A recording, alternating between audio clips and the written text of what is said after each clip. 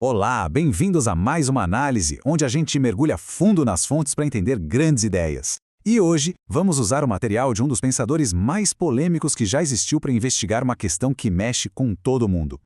Para tentar montar esse quebra-cabeça, a gente vai direto na obra de Sigmund Freud. Ele passou a vida investigando a luta constante que é a existência humana, aquele conflito entre o nosso desejo mais bruto e as regras que a sociedade impõe. Beleza, hein? Então vamos lá. Para entender essa briga interna, Freud diz que, primeiro, a gente precisa olhar para aquela força crua, primitiva, que move todo ser humano desde o dia em que a gente nasce. É aquela energia que, no fundo, responde à pergunta: o que de fato te dá tesão na vida? E essa força tem um nome, né? Freud a batizou de libido. Pensa nela como o motor do que ele chamou de princípio do prazer. É um princípio bem simples. Ele exige satisfação imediata para todos os nossos impulsos, para tudo aquilo que nos dá prazer. E olha, Freud não aliviava nem um pouco. Ele pintou um retrato bem vívido do que seria uma vida guiada só por esse princípio. Um mundo sem regras, sem limites, sem nenhuma consequência. Seria uma vida de puro instinto, de pura busca pela satisfação do desejo.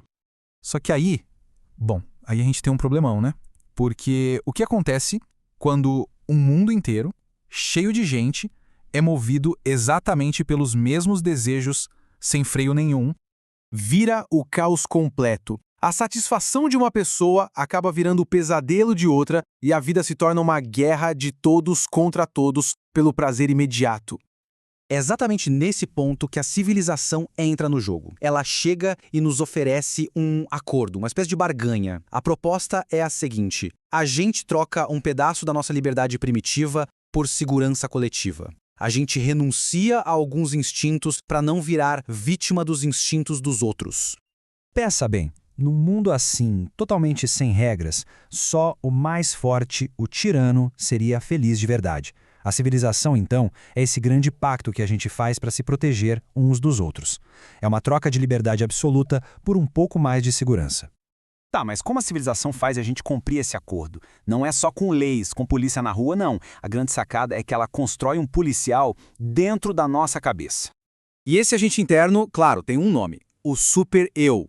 A criação dele é o que nos transforma em pessoas, digamos, civilizadas. É aquela vozinha que fica falando não faz isso, mesmo quando não tem absolutamente ninguém olhando.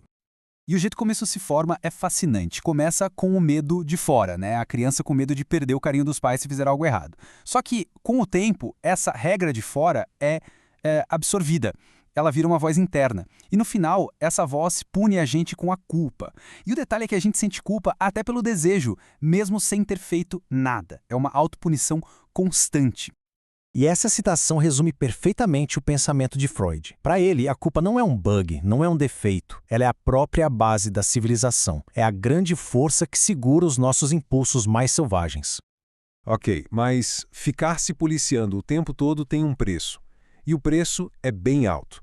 Isso nos deixa num estado permanente de mal-estar, de insatisfação.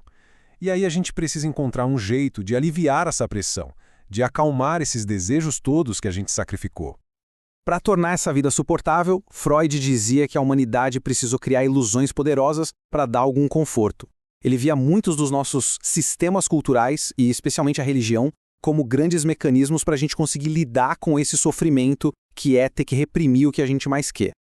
E o que é fascinante aqui é como Freud vai na raiz psicológica disso tudo. Ele liga a necessidade de religião com as nossas fragilidades lá da infância. Aquele sentimento de desamparo total, a busca por uma figura de pai forte que nos proteja de um mundo que parece assustador e sem sentido.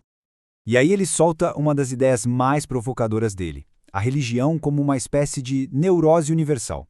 Ou seja, um sistema de crenças compartilhado que, de certa forma, impede que cada um de nós tenha que criar a sua própria loucura pessoal para dar conta da vida. É uma solução coletiva para uma angústia que é, no fundo, individual. Pois é, e tudo isso leva a gente para a conclusão mais famosa e talvez mais pessimista de Freud sobre o que é ser humano. Uma ideia que meio que vira de cabeça para baixo a nossa busca por felicidade. A ideia é que existe um nível de infelicidade, de mal-estar, que é simplesmente o preço que a gente paga para viver em sociedade. É inevitável. Aquele conflito entre o nosso desejo bruto, o nosso tesão pela vida e as regras do jogo. Isso não tem solução. É uma condição permanente da nossa existência. E esse é o pulo do gato do pensamento freudiano. Essa tensão não é uma falha no sistema que a gente precisa consertar. É a própria definição do que é existir em sociedade. E por isso, a esperança de uma felicidade completa, total, bom, para Freud, essa é a maior de todas as ilusões. Freud não dá respostas fáceis, muito pelo contrário. Mas ele nos deixa com uma pergunta que ecoa na vida de cada um. Se esse mal-estar é o preço da civilização, então, qual é o nosso lugar nisso tudo? Como é que a gente navega essa tensão eterna entre o desejo que nos move por dentro e o mundo que nos limita por fora? A resposta, talvez, seja a história da nossa própria vida.